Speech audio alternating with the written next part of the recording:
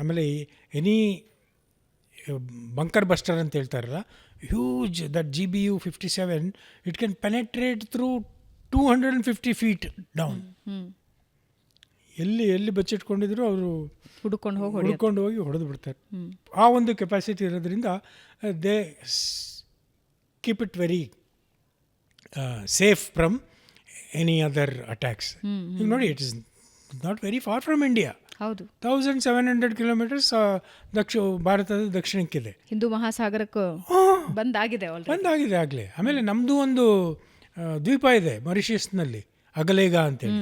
ಅಲ್ಲಿ ನಮ್ಮದು naval base ಇದೆ, ನಮ್ಮ ಏರೋಪ್ಲೇನ್ಗಳಿದ್ದಾವೆ, ನಮ್ಮ ನೌಕಾಪಡೆ ಇದೆ. So we are also aware what is happening in. ಆಮೇಲೆ any given time there are 22 ships are there in Indian ocean.